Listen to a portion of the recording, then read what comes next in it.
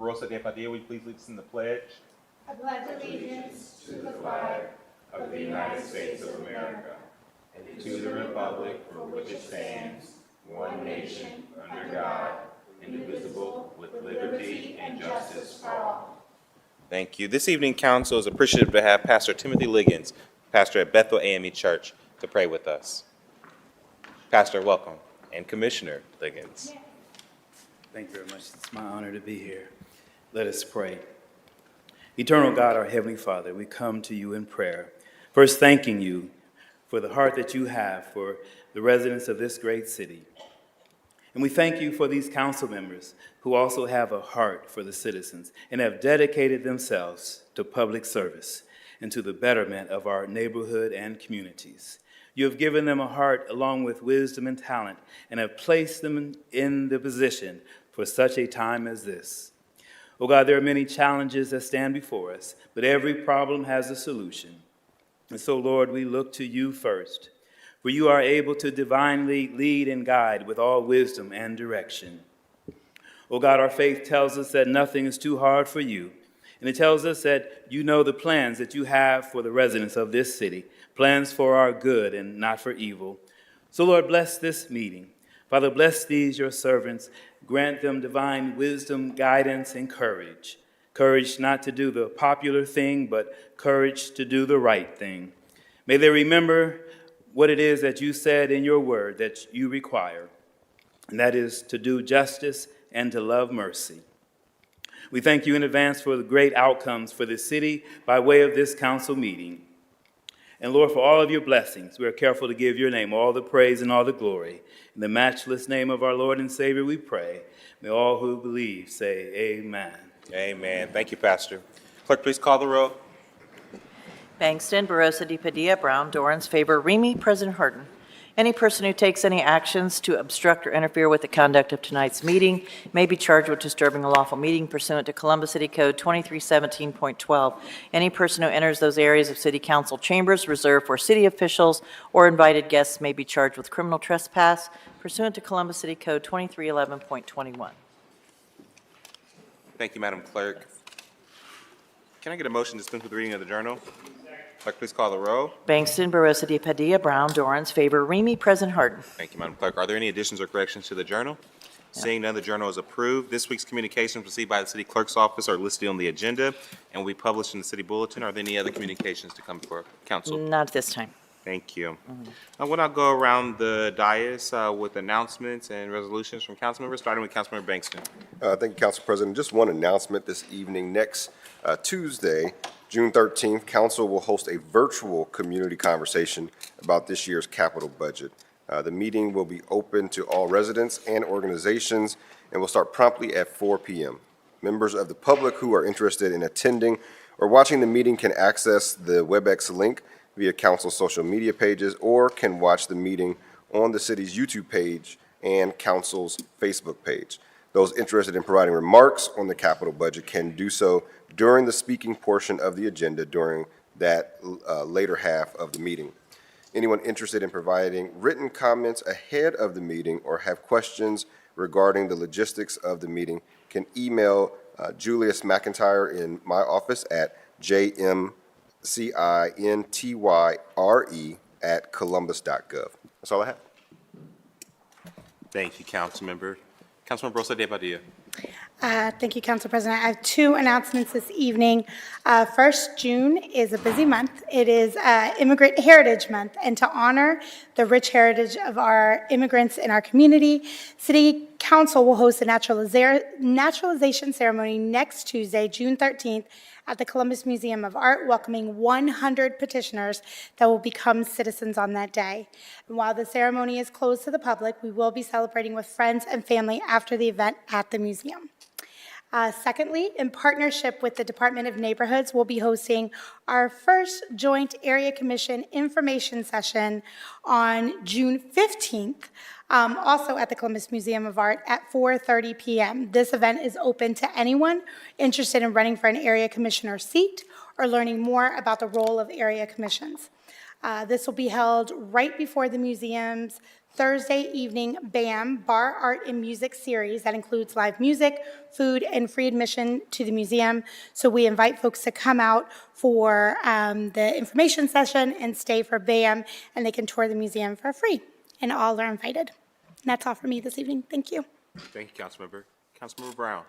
Thank you, Council President. No announcements tonight, but I do have a resolution, sir. Before I begin, I'd like to ask Ms. Melanie Mallett, Kathy Spates, and Mr. B. Tauber to approach the podium, please. This council would like to recognize and celebrate the week of June 5th through June 9th, 2023, as the 45th annual observance of Leadership Week in Columbus by the National Management Association and its Columbus Public Service chapter. The National Management Association is the largest nonprofit organization of its type. It is a professional organization dedicated to leadership, business excellence, personal and professional growth, and fellowship to more than 7,500 members. The City of Columbus recognizes the importance of the exchange of ideas and discussions of leadership challenges to bring about solutions for the vitality of our community's economy and quality of life through increased productivity, competition, and growth. The members of the Columbus Public Service Chapter of the National Management Association strive to uphold the principles of organization through commitment to lifelong learning, leadership, development, skills training, networking, mentorship, and community service to support the City of Columbus. We have present this afternoon or this evening Ms. Melanie Mallett. I'm going to turn the podium over to you, ma'am. Thank you, Councilmember Brown, Council President Hardin, and the other members of council. I am Melanie Mallett, President of the Columbus Public Service Chapter of the National Management Association. Here, along with other leaders and members of our chapter, thank you for this recognition. The National Management Association, or NMA, is a leadership development organization with a rich history of growing strong, principled leaders since 1925. NMA empowers its members with skills required to be effective leaders in the workplace and in the community. It is especially gratifying for us to be honored on this day because today marks the beginning of Management Week in America. Management Week in America was designated as such in 1983 by the proclamation issued by President Ronald Reagan declaring June 5th through the 11th as Management Week to recognize the important role that managers play in our society. A manager directly affects the morale, productivity, and creativity at any organization. So it is essential to have managers who not only have the technical skills, but also the soft skills to work in harmony with others of a diverse environment. In the Columbus Public Service Chapter, we seek to increase and/or improve upon management skills of our members by offering training and networking opportunities that will enhance their personal and professional development. Every one of our members is a City of Columbus employee. So the direct benefit to the city are employees who have a skill not only to manage people, but who also are good managers of time, resources, projects, and even themselves, especially those that work from home. The skills that are enhanced or acquired through the Columbus Public Service Chapter better equips our members for the work that they do in service of Columbus residents. Again, we thank you for this recognition because it is public recognition like this that shines a light on management as a profession, encourages those that with management responsibilities to increase their competence, inspire young people to enter the profession, and foster respect and appreciation for the contributions dedicated managers offer in service to all. Thank you. Thank you, Ms. Mallett. Ms. Spates, would you like to make a few comments? Good afternoon, President Hardin. Thank you, Councilmember Brown, and thank you all, the rest of the council members. My name is Kathy Spatz, and I've had the distinction of being a leader in this chapter for about 23 years now, and having progressed through the leadership train through the national organization and had the opportunity to be a chairman at that national level and respect the tenets that Charles Kettering started nearly 100 years ago, which was training the people to make sure they had the tools and they had the opportunities to not only improve themselves, but also bring their families into a better place with respect and integrity and honesty. And that is exactly what we continue to do here at the Columbus chapter, and will continue to do, because we know that this leadership in the community is critical. And we take these skills that we learn within the chapter and bring them to our jobs every day. into the community that we serve every day, because we take this public service and our public service chapter very, very to heart. So thank you. Thank you. Mr. Tolbert, you can't, no, I can't let you escape. Hi, I'm Dan Spatz, spouse of Kathy Spatz. I am not a City of Columbus employee.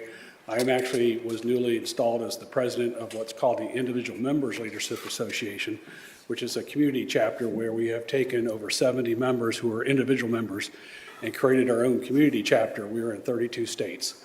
So similarly to what the City of Columbus chapter does, we do that, but since we're so spread out, a lot of our meetings, we provide webinars for leadership, and professional development is done through Zoom meetings and what have you. So I appreciate the time. Thanks for having us. Thank you, sir. Any comments from my colleagues? I'll just make one closing comment for all of us. Leadership is important on all different levels, and taking the time to educate and to bring that type of attitude to the work every day is absolutely imperative and very, very important. And we appreciate the work you do for us. So thank you. With that being said, I move for adoption. Clerk, please call the roll. Bangston, Barosa de Padilla, Brown, Dorans, favor, Remy, President Hardin. Adopted. Thank you, sir.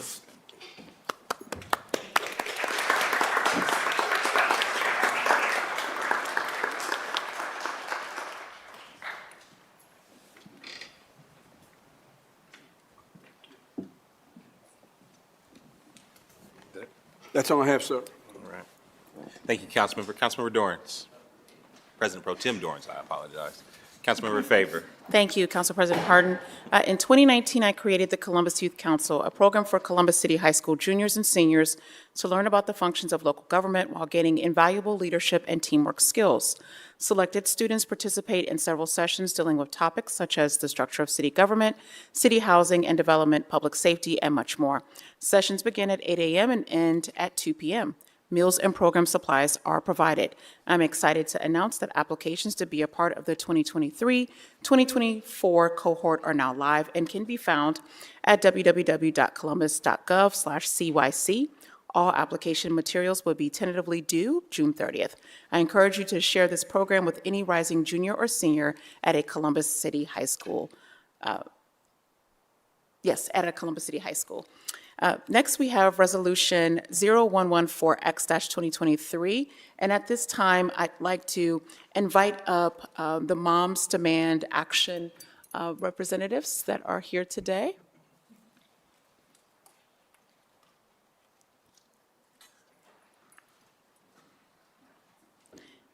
Where Orange Day began in 2013 to honor 15-year-old Hadia Pendleton, a girl shot and killed in Chicago, and is celebrated on June 4th to remember the lives lost to gun violence and raise awareness of gun violence within our communities.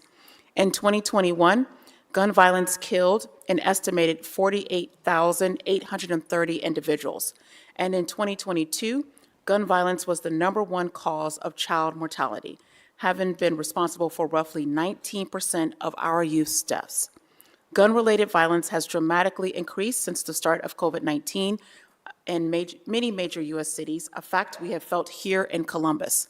In our city, 85% of homicides were the result of gunshot wounds in 2020, and from 2018 to 2022, 1,117 gun-related deaths occurred in the city. And as of May 31st, 67 homicides have occurred within the city of Columbus just this year. City Council remains dedicated to pursuing public safety measures that reduce gun violence, including gun safety legislation we passed last December to restrict the purchasing of harmful firearms and ensure the safe storage of guns within Columbus. Last Friday, June 2nd, the City of Columbus and its partners like Mom Demands Action, Mothers of Columbus Murdered Children, hosted a gun violence vigil in honor of Wear Orange Day, lighting City Hall in orange to demonstrate that not only do we remember the lives lost to gun violence, but are dedicated to taking an action against it. Moms Demand Action is a national organization dedicated to preventing gun violence in communities by encouraging a culture of responsible gun ownership through education and outreach with community members, and by advocating for public safety measures aimed at protecting people from gun violence. With that, I will turn the podium over to you. Thank you. Thank you, City Council members and Councilwoman Favor. I'm Shannon Mulligan. I'm the co-lead of the Columbus Group of Moms Demand Action. On January 21st, 2013, Hadia Pendleton marched in President Obama's second inaugural parade. 1 week later, Hadia was shot and killed on a playground in Chicago. Soon after this tragedy, Hadia's childhood friends decided to commemorate her life by wearing orange, the color hunters wear in the woods to protect themselves and others. Wear Orange began on June 2nd, 2015, what would have been Hadia's 18th birthday. Since then, Wear Orange has expanded to a period of 3 days each year on the first weekend in June with events and programs across the country. On behalf of Moms Demand Action and Everytown for Gun Safety, we thank the Council for honoring all gun violence survivors with this proclamation. Thank you. Thank you very much, and I will turn the podium over to my colleague, Councilmember Emmanuel Remy, who chairs Public Safety and was also a part of this past weekend ceremony here at City Hall. I think it was a remarkable event Friday night. I think one of the things that we had a mother come in and tell her story before. And, you know, I think that's the important thing to recognize is that every single victim and their families have a story to tell. And so often for the rest of the public, it turns out it's a number. But as you know, way better than I do, this is much more than that. And each individual life that's been lost to senseless gun violence is something that needs to be recognized, needs to be heard. And we all need to collectively work together to put an end to this. It's I have meeting after meeting after meeting as public safety chair about what to do, how we do it, how we work together, but it's just, kids are carrying guns, adults are carrying guns, folks don't know how to resolve conflict in any other way than to pull out a gun, and you cannot take a bullet back. And so we as a community need to make sure that we are talking to everyone we know about the fact that we need to lock up our guns. Mm-hmm. Do not carry your guns in your car. This is just ridiculous. The cars get stolen, and folks grab the guns when they're stolen. They get those guns and they use them for other crimes. It is unbelievable where we are at right now in our society. Well, Councilman, if I may, I know we agree, but that's what Moms Demand Action is working very hard to do, is to try to bring some common sense laws when it comes to safe storage, red flag laws, background checks on every gun, because there are too many guns on the streets, and when that happens is what is the effect of what we're seeing now, is the violence, the day-to-day violence we see every day. But we cannot forget that most violence, gun violence, is suicides, and that's something we need to talk more about and bring into the narrative as well. But I'm just honored to be here. We center survivors at Moms Demand Action in our work, and that really is what the most important thing we have to remember, because to your points, every survivor has a story, and once you start hearing their stories, you can't look back. Yeah. Well, thank you. We appreciate the work that you do, and we continue to fight the good fight with you. Thank you. Thank you, everybody. Any other comments by my colleagues? I will say a similar sentiment that I shared with survivors that were present on Friday. You all carry an unbearable burden, and you've allowed your pain to fuel your purpose. And part of that purpose in being and raising awareness about gun violence and its after effects. And so I hate to say it the way I need to say it, but I thank you for not allowing your pain to take you out, but for you to use it as a way of educating, bringing awareness to this issue in our community. And I would ask the audience, after we do pass this resolution, that we're not clapping, for guns. We're clapping and honoring you all for having the strength to continue to persevere despite having to grieve loved ones. And it is also a call to action to those who are watching and us who have the task of legislating in this very unique time in our city and state's history to keep pushing the envelope. We have passed, just last council meeting, Councilmember Brown sponsored legislation around gun locks. We're going to be bringing gun legislation for gun lock boxes, and we will continue to bring actual strategic legislation to address guns in our community. But it's a call to action to all of us to do what we can to continue to support you all in this effort too. And so with that, I'd move for passage. Second. Clerk, please call the row. Bangston, Barosa de Padilla, Brown, Dorans, favor, Remy, President Hardin. Adopted.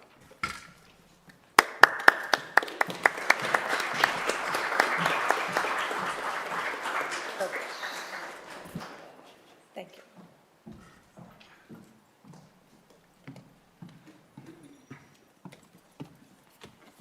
That's all for me, Council President Hardin. Thank you, Councilmember. Councilmember Remy. Thank you, Council President Hardin. I have one resolution this evening. I'd like to invite the President of Junior League of Columbus, Jennifer Shea, and guests to the podium as I introduce Resolution 108X 2023 to recognize the 100th anniversary of the Junior League of Columbus.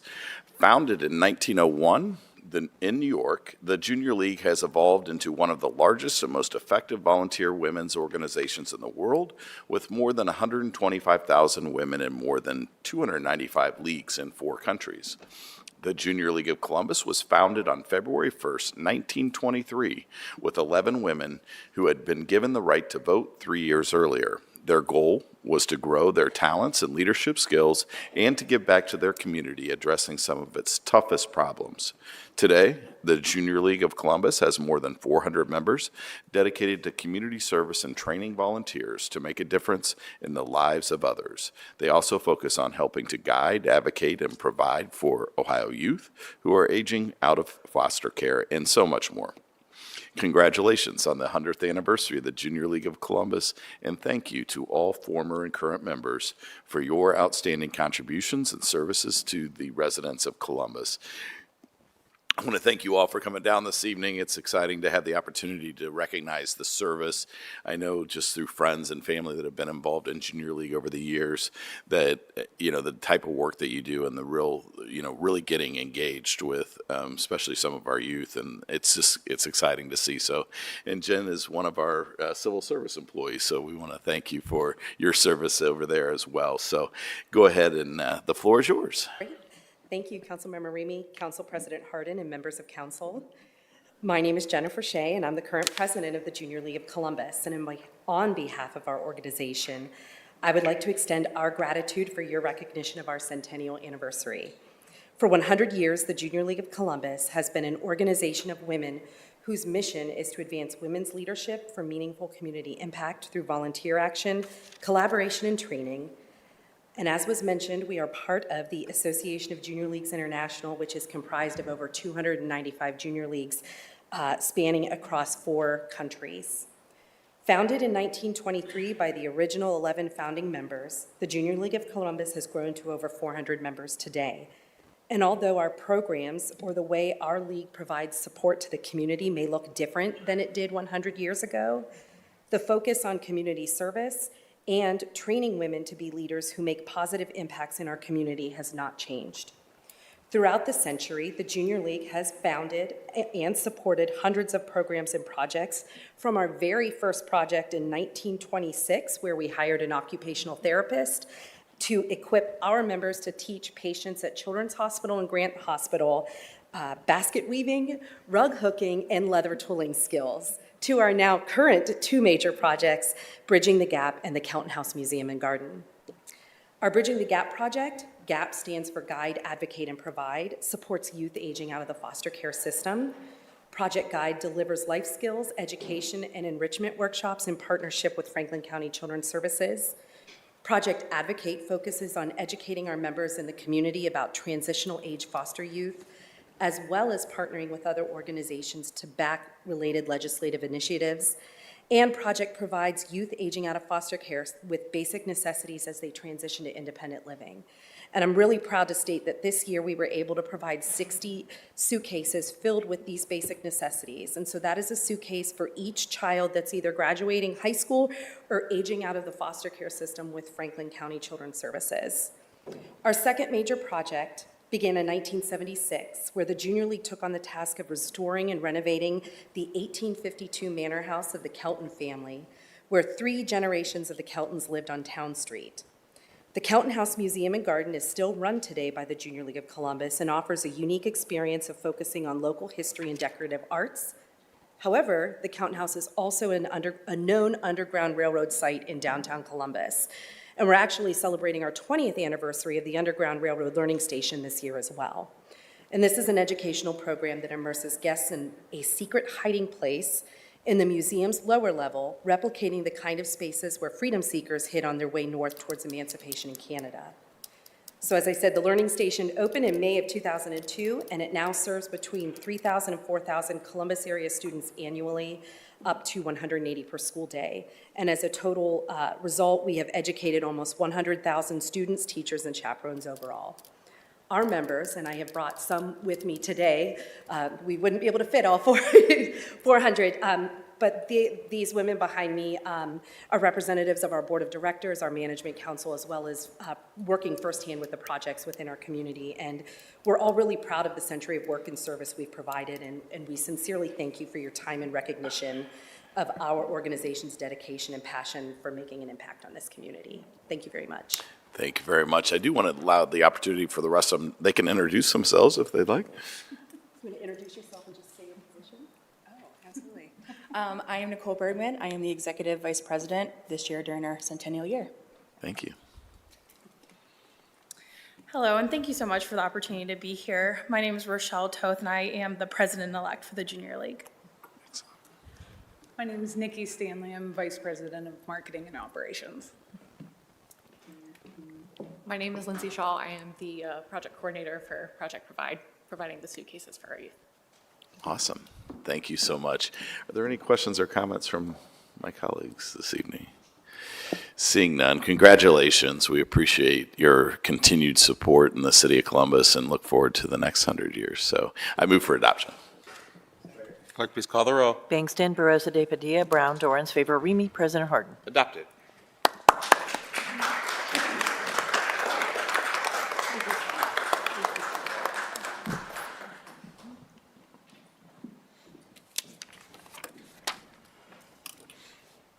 Thank you, Council President. That is all I have this evening. Thank you, Councilmember. I have a resolution and a couple of announcements. As I read this resolution, I would like to invite the Grody family to come forward. This past week, a lot of Columbus paused to celebrate the 60th anniversary of Donato's Pizza in the city of Columbus. And we actually passed the resolution last week, but we didn't want to let this moment go by without having this family come and be recognized for 60 years of service to Columbus. We can talk about the company, which we will, and tonight we have Mr. Jim Grody himself. Welcome to council, sir.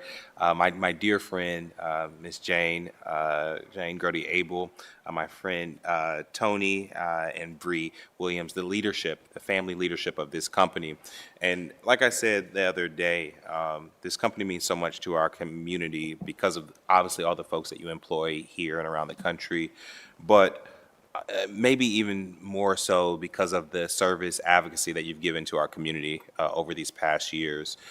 We talk a lot about, because it's worthy, the work of this family on the south side of Columbus, specifically with the Reeb Center, serving hundreds, if not thousands, of residents on the south side each year. We're just so grateful, so grateful for that kind of impact, that agape leadership and love that you bring to business is something that we're very grateful for. And I also say the small things. I brought up, when there is a disaster in Columbus, and it has happened a couple of times, the first person I call when I need a little help with maybe feeding some of our residents is Miss Jane. I do need to find some other folks. I'm not only calling you in those periods, but each and every time she has answered and turned out for our community. So we're just so grateful to this family for your service. Congratulations on 60 years of being in operation. I know that's a long time to be in business. We had the Ohio Restaurant Association a president. They say not too many pizzerias stay open that long, restaurants in general. And you guys have not just stayed, but you have thrived in our community and around the country. So congratulations on behalf of a grateful city. Are there any comments before I turn it over to the Grody family? All right. With that, I would turn it over to Mr. Grody. Jane? Sure. Thank you. On behalf of our family, thank you, President Hardin and council members. So appreciate being here, appreciate the recognition, appreciate having a great city to do business in. 1963, when my dad went into business at the age of 19, he did always have the vision and the dream that we were going to be around the world. We're now over 400 restaurants in 29 states, but it is because of the city that we were able to prosper. And we are founded and built on really our principles of treating others the way you want to be treated and leading with love. And by doing those two things, we believe you can do the right thing. But it is in partnership with the city that has allowed us not only to do that, but to serve in a greater capacity. And I look around the room, there's board members of Reeb Avenue Center in this room as well, and the support that we have had in being able to help transform a neighborhood on the South End has been really instrumental, and it's a labor of love for our family. So it is a partnership, though. It's a private-public partnership, and that has truly been, in every sense of the word, what you guys have been with us. So we are grateful and honored and humbled to be here before you today. Thank you very much. Thank you. Would you help me celebrate the Grody family and Donato's Pizza?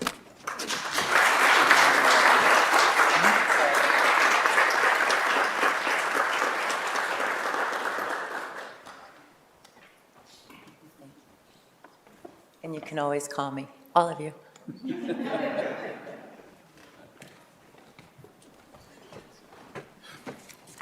I have one quick announcement. Council is hosting our annual capital budget hearing over the coming week, so we expect the mayor to release the details of the capital budget tomorrow. And because this is one of our biggest budgets of the year, Columbus will be investing more than $1.7 billion in neighborhood improvements and infrastructure, meeting so many neighborhood needs and priorities. Residents have 3 opportunities to engage with council and talk about the budget. First is June 6th at 6 p.m. at Scioto Southland Community Center, located at 3901 Parsons Avenue. This hearing will focus on improvements on the southern portion of Columbus. The second hearing will be June 7th at 6 p.m. at Howard Community Center, that's 2505 North Cassidy Avenue, and it will focus on infrastructure on the northern half of Columbus. Finally, for those who cannot make either of those in-person gatherings, council will host a virtual engagement session focused on the city as a whole on June 13th. So I want to be clear that the administration and council have been soliciting feedback for months on neighborhood priorities. So this isn't the first step. We're just hearing the end of a very long nearing the end of a very long process. So we're excited to get another year of improvement projects into that lineup. After council's hearings bring in some final community feedback, we'll vote to amend and pass the capital budget later this month. While the capital budget is on the agenda tonight, it will be postponed until after the hearings and public input occurs. So thank you to everyone in the department. Thank you, Director, for our collaborative work. Thank you to the Community Affairs team who will get us through this next portion of hearings and feedback. And thank you to LRO who has represented council in budget conversations with the department.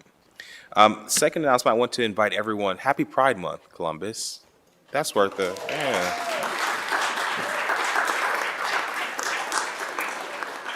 We are inviting folks to stick around. That's why we're having so many resolutions, so we'll be here till 8 o'clock. But we're inviting folks to stick around and be here with us on the western patio of City Hall. So we will be doing our annual Pride ceremony as we kick off Pride Month. We'll also be lighting up the building in the colors of the Pride flag. Finally, we will be giving out the Steve SHELLABERGER Award to an amazing local leader who spent her life helping others. And so we encourage folks to come out, stick around, and join us at 8 p.m. The last thing that I have, and I don't think you knew we were doing this, but Zach, would you come forward to the podium?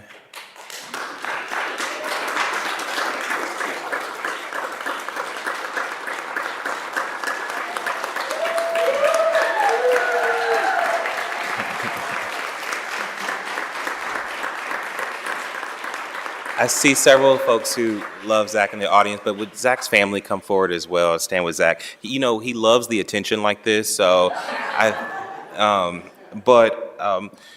we were going to do a resolution for you, but the truth is you would have had to write it. So we are not giving you a resolution, Zach, but this is Zach's last council meeting with council. Zach has been with my team for a very long time, going on 10 years. Zach started with me as an intern when I was 22 years old in Mayor Coleman's office. Zach was 15 years old. Zach is a Columbus kid through and through.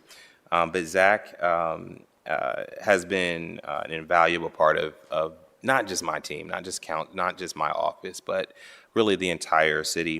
When I think about actually some of his accomplishments, folks know about the Columbus Promise. There would be no Columbus Promise without Zach Davidson. It was his idea.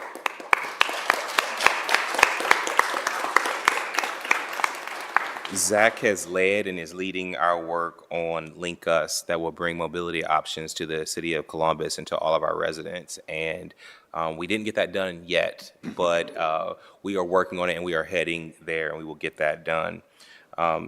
I think I speak on behalf of all the colleagues. You have made this council smarter on just about every issue. And then for me personally, leadership is tough. And there was probably no tougher time than 2020. And Zach was not just my aide, but he was my brother. Like those hot, long summer months where you didn't know up from down, but we had to lead. And while other folks, at the beginning of 2020, we were dealing with the pandemic, and folks had the opportunity to stay in their house and to just be worried about their family. Zach and I and folks around this dais had to worry about all of our families. And then that led to the summer of racial reckoning, where we all really were challenged.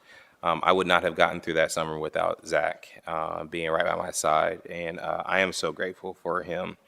We will be honoring Zach through until he leaves us, I will, if you would like to tell folks, you're next or what you're doing. But we wanted to take this time to just celebrate you, to say how grateful we are for your service.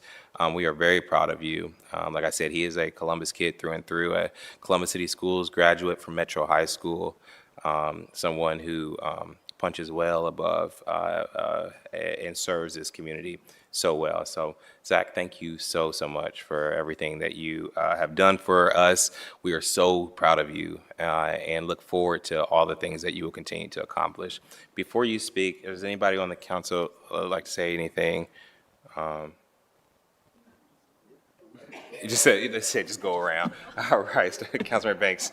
Well, because we are trying to keep you here till 8 o'clock, let me go back to I just want to say, Council President talks about the internship times in the office, and that's where I first met Zach, because we were both young, blue-eyed, bushy-tailed kids back then, and I'm just so excited for your next, and what I have told you is that the promise is you have to come back, because, as the Council President said, you're not just an aide to him, and it's not just the impact you made on his office. It's literally the impact you made in this community, in this city. And I have been proud to call you a friend, a partner, in many cases, a confidant. And you have always been someone who has led with integrity, and someone who has always never shied away from seeing all viewpoints, but also sticking to what you felt was true. So thank you on behalf of all of the residents, and I personally thank you Because as the council president said, you have made me smarter. You have even challenged me and pushed me. And so whatever you are going off to do, as I told you, we want you to come back to the city and continue to help us move forward, because we are moving in the right direction. And it's because of folks like you. I mean, folks see us up here, but it's really the folks behind the scenes that really power this building and power the change that's happening in our community. So thank you for being a leader and a change agent in that space. And good luck where, are we allowed to say where he's going? We'll let him. I'll let him say where he's going. Well, good luck on your next. Now, y'all know I'm in a fragile state. You're taking me over the edge. So thank you. A little known fact, I was at Zach's high school graduation. We didn't know each other then, but my best friend's son, which makes me want to throw up that you could be my son. I think that's math adds up. Graduated with Zach, and then I actually, when Zach and Nick were interns, I volunteered for an event, and we were moving tables together. So I feel like we grew up together, even if I'm old enough to be your mom. I will miss you dearly. You are always my first call, and I think you know that, or a text, or like a gut check, or like a give me the real about what's happening. The amount of information that has to be in your brain is kind of scary, and I don't know what we're gonna do like the day that you leave, and you're still gonna get those calls and texts. I hope you fully understand that. I also feel like it's a full circle moment that, without divulging where you're going, the city that you're going in is the other city that I feel like is my hometown that raised me throughout my 20s. And so I'm so excited for that opportunity for you. Sad for us that you're leaving now momentarily, but it's not a goodbye. It's a see you later, because you're going to get even better and come back, and we all get to benefit from that. And I'm so excited for that. I'm just speaking those things into existence, Annie. I see you back there. But thank you so much. And I'm so learn all the good things and bring all the good ideas back and make us all better.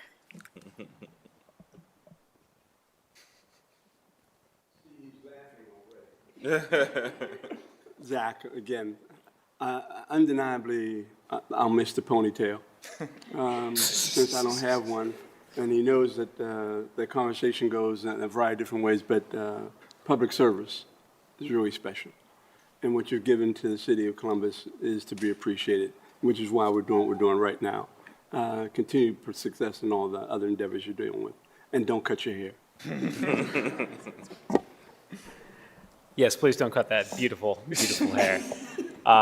Well, Zach, congratulations. I mean, to piggyback something off Councilmember Barosa de Padilla just said, you are the gut check, I think, for so many of these folks up here, whether you realize that or not.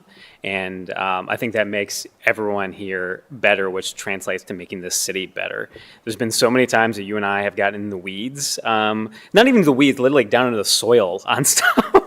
And you and I have had, I think, just a excellent opportunity over the years to collaborate, and I've really cherished all those opportunities, even before I was on council, having the opportunity to work with you. I think I'm a better person at this because of somebody like you, and so thank you for doing that.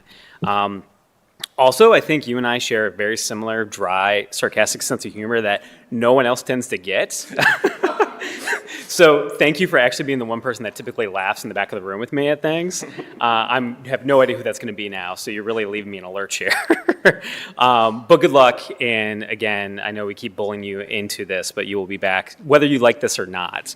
Whether or not you're going to continue to get calls from these people, so please feel free to change your cell phone number, and then let me know what it is, because I'm going to find you and call you. But thank you again, genuinely. This is not, as the council president said, these have not been easy times for anyone, and you have made them better for us and made us all better people and better policymakers. So keep doing that throughout your career, and you're going to do great. And you'll be outshining all of us here in like 20 minutes, I'm sure. So we'll talk more, but thank you. Oh, Zach, you ponytail wearing guy, boots and pedal pushers. I don't know what you call pedal pushers for guys, but you know, they're the short pants. That's Zach's uniform. I don't know what they're called, guys, but they're laughing in the back. See, you have somebody that'll laugh at your jokes. So one of the first moments that I can remember when I really realized the type of person that you are, if you guys remember the conference in 2019, it was my first NLC conference. We were in Texas, and we all stay in humble hotels. Zach elects to stay at a hostel or something that's like 45 minutes. I'm not lying, like 45 minutes outside. And that was probably one of the first times I saw Council President Hardin get really angry with Zach. Like, don't ever do that again. But you are a public servant through and through. You are very diligent when it comes to resources, so much so that you will sacrifice your own health and safety to ensure that every tax dollar is spent. But all joking aside, you are a weeds guy, and I, to my detriment, am a weeds person. And I appreciate you getting in the weeds with me over the last 5 years or so. One of the best compliments you ever gave me, and you actually, nothing ever came out of your mouth, but was when I had the opportunity to teach at Denison University last year, and you and Council President Hardin came out to speak. Council President spoke, but you came along so you could learn from me, and I took that as one of the highest compliments that Zach Davidson could give me. And so I just want to say thank you for the work that you have done over the years, the way in which you have led this body, because Council President could not do it on his own. And I am so excited for this next leg of your journey. Congratulations. Well, been a great friend and companion, and, you know, just a real compliment to everything that we do down here. Everybody said a lot of the things, but when Council President called and said, hey, I want to get together, I got something to share with you and to share, you know, what the future holds, I was thinking about how big of a hole that you leaving leaves here in the city. But it was inevitable because we were lucky to have you as long as we did. And we really are a much better council because of the work that you've done down here. And I know that you've just been a really good person to run things off of and get that other point of view that maybe we hadn't thought about, you know, throughout the process. And so we'll miss that, but I'm super excited for what's next, and look forward to hearing updates and how it's going. We'd love to have you back. You know, this would be a great place, but you'll be in high demand. And so I just want to say thank you for your contributions to our city, and thank you for the work that you've contributed to this team, because it really is something special. The last thing I will say before I turn it over to Zach is I hope that your family and your friends knew that the time that he was away from you, that sacrifice, because if we work 60, 70 hours a week, that means Zach worked 90. We all knew that. And we knew that that was a direct deficit for you. I hope you know that that was not being done in vain, that he really was making our community better. And for that, I say thank you to you guys for making that sacrifice. Thank you. And so we now lend him back to you. Zach, the podium is yours. Thanks, everybody. Maybe to that last point, when I saw my family in the audience, I was like, didn't say hi. I went and wrote talking points for myself because I was like, he's gonna have me speak. Maybe Mark, start the 3-minute clock. So I started this particular position on June 12th of 2016.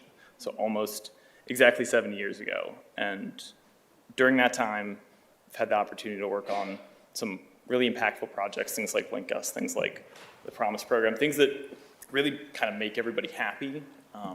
Also had the opportunity to work on things that really just made everybody mad, like the first time we did Short North parking. But local government and City Hall is a really special place to me. There aren't many places that I think people can say that they genuinely like all of their coworkers. I genuinely like everybody who works in this building and all the directors, and that's very special, because when I worked in Alaska, when I worked other places, you didn't like everybody. And so assuming that we can get a landlord in Boston to take all of me and Annie's money, we'll be moving to Boston so I can do a master's in city planning at MIT. I'll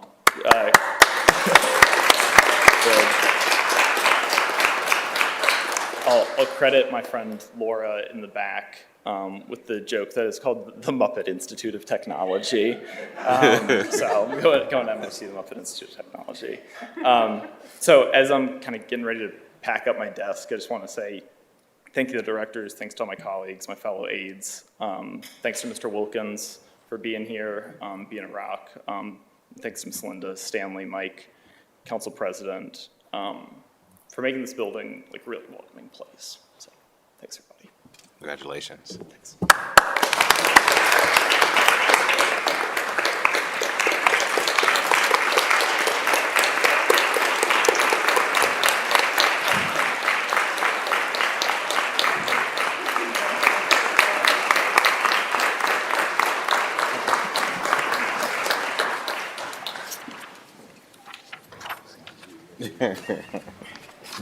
Zach, we should do a resolution. He would write a really damn good resolution for us. Are there any comments from the elected officials? Madam Kilgore, I see you're wearing would you tell folks about? Why I'm wearing a shirt with an owl on it, Council President? It's a good question. There's so much emotion up here. I'm going to bring it back with taxes, because that's going to settle us back into where we need to be headspace-wise. Council President, members of council, today was the culmination of an incredible 2.5 years with the tax system. We are now 100% live. Everything is online. Admissions tax, hotel, motel, short-term rentals dropped in this weekend, and everything is running smoothly. Big thank you to Director Orth in this room, and certainly other partners. I love today. This is wonderful. Clapping. This is great. Director Orth and his team were really helpful. This was a 40-year-old system with, you can imagine, it's kind of imagine the most complicated house built after year after year after year with different contractors and carpenters. It took us a couple of years to really do this super, super well, and I'm so proud of it. So yes, it is 100% live, and thank you all for your support. Thank you, Madam Auditor. City Attorney's Office, or? All right. 6 o'clock. Are there any requests by members of council for the removal of an item or resolution for consent action of the agenda? Hearing none, we now have a motion to waive reading of third or table legislation. Clerk, please call the roll. Bangston, Barosa de Padilla, Brown, Dorans, favor, Remy, President Hardin. Thank you. Will the clerk now read into the record the ordinance numbers of 38 legislation on tonight's agenda? Economic Development Committee ordinances 1462 and 1501-2023. Small and Minority Business Committee ordinance 1612-2023. Technology Committee ordinances 1506 and 1566-2023. Public Service and Transportation Committee ordinances 1459, 1460, 1461, 1513, 1515-2023. Veterans, Senior and Disability Affairs Committee ordinance 1354-2023. Recreation and Parks Committee ordinances 1130, 1404, 1408, 1409, 1411, 1412, 1414, 1417-2023. Public Utilities Committee ordinances 1303, 1341, 1350, 1366, 1413, 1433, 1440, 1479, 1489, 1502, 1529-2023. Housing Committee ordinances 1487, 1517, 1520, 1523, and 1528-2023. Criminal Justice and Judiciary Committee ordinances 1008, 1458, 1524, 2023, Health and Human Services Committee, ordinances 1451 and 1453-2023, Finance Committee, ordinances 1369, 1493, 1539, 1627-2023, Zoning Committee, ordinances 1661, 1264, and 1659-2023. Thank you, Madam Speaker. Thank you, Madam Clerk. The following, or we don't have any speakers on the first reading. The following ordinance appear on our agenda as consent action. Will the clerk now read those into the record? Resolutions of expression 110X, 109X, 107, and 115X-2023. Economic Development Committee, ordinances 1483, 1485, 1587-2023. Small and Minority Business Committee, ordinances 1337, 1668-2023. Technology Committee, ordinances 1356, 1359, 1498, 1544-2023. Public Service and Transportation Committee, ordinances 1291, 1361, 1403, 1405, 1438-2023. Neighborhoods and Immigrant, Refugee, and Migrant Affairs Committee, ordinances 1389, 1556, 1562, 1583, and 1621-2023. Recreation and Parks Committee, ordinances 1407, 1421-2023. Education Committee, ordinances 1287, 1535-2023. Public Utilities Committee, ordinances 1320, 1322, 1342, 1344, 1348, 1349, 1351, 1355, 1365, 1380, and 1430-2023. Workforce Development Committee, ordinance 1395-2023. Housing Committee, ordinances 1492, 1494, and 1496-2023. Criminal Justice and Judiciary Committee, ordinances 1007, 1009, 1456, 1532, 1602-2023. Health and Human Services Committee, ordinances 1063, 1295, 1431, 1455, 1607-2023. Public Safety Committee, ordinances 1441, 1444, 1448, 1500-2023. Environment Committee, ordinance 1292-2023. Finance Committee, ordinances 1393, 1422, 1443, 1473, 1477, 1620, 1638-2023, and appointments from the Mayor's Office numbered A0 122, 138, 139, 140, 141, 142, 143, 144, 145, 146, and 147-2023. Thank you, Madam Clerk. We have one speaker on the consent portion of the agenda. That's Mr. Nate Wilkins, speaking in support of ordinance 1492 in the Housing Committee. Mr. Wilkins, welcome back to council.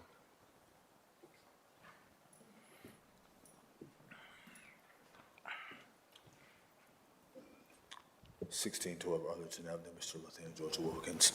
I just got a couple questions. I would like to know what this money will be used for $175,000, but I suggest of $230,000.85 for the next 10 years. So I'd just like to have some history of this. Where would this money will be used for, and how long this will be in place? I'd like to see this more in place for about 25 years. Thank you for your time. Okay, thank you for your, will you follow up? Yeah, please, Director.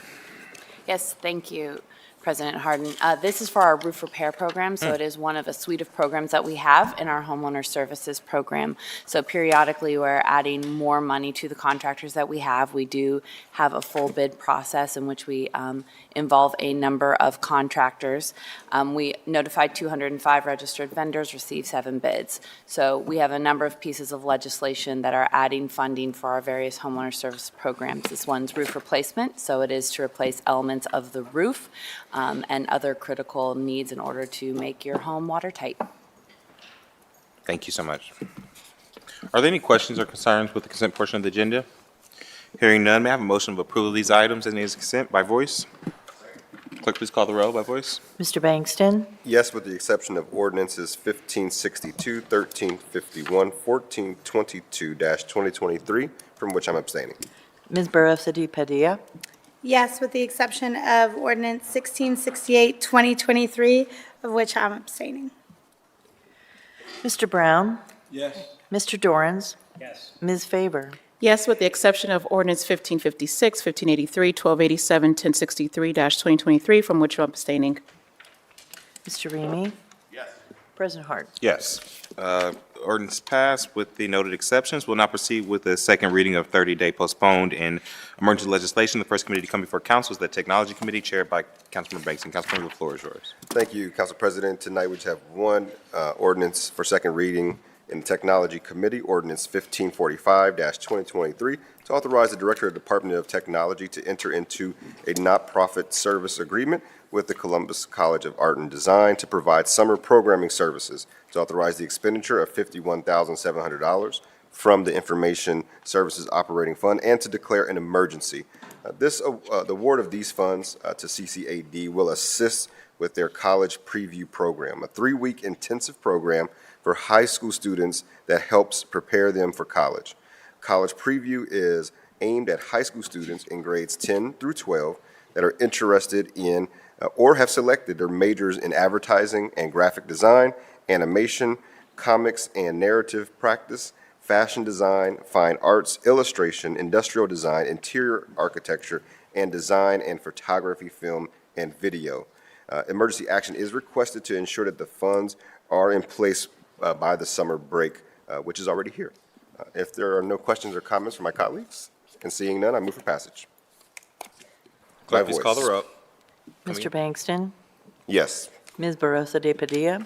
Yes. Mr. Brown? Mr. Dorans? Ms. Faber? Mr. Remy? President Hardin? Yes, ordinance is passed. Thank you. What's next? Next committee coming before council is the Public Service Committee, chaired by Councilmember Barosa de Padilla. Councilmember, the floor is yours. Thank you, Council President. Before I begin, I just wanted to set a little context for there's 4 pieces of legislation, one that we will move to postpone, but 3 big pieces of legislation that I want to give a little bit of context about. So these are significant investments that the city is making, and it's part of the city's Vision Zero plan.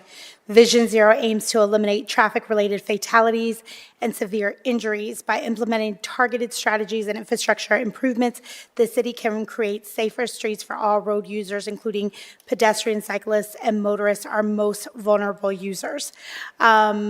We just completed Vision Zero, the Vision 2.0 plan that we want to present to the community. So on this Thursday, June 8th, we're inviting folks to come out to hear the next 5-year plan that outlines specific actions and strategies focused on eliminating traffic fatalities and serious injuries in our city. To submit public testimony, folks can email my aide, Maris Lemus, at aslemus@columbus.gov no later than June 7th at 4 p.m. So for each piece of legislation, I'm going to give a little bit of a little bit about what the piece is, and for the last one, I am going to hand it over to Director Gallagher to give us a little bit more perspective before we move for passage. So the first piece is Ordinance 1482-2023 to amend the 2022 capital improvement budget to authorize the transfer of funds within the Streets and Highways Bond Fund, to authorize the Director of the Department of Public Service to enter into a professional contracts agreement with EMH&T for the roadway Livingston Avenue 18th Street to Nelson Road project, to authorize the expenditure of up to $1,700,000 from the Streets and Highways Bond Fund to pay for this contract and to declare an emergency.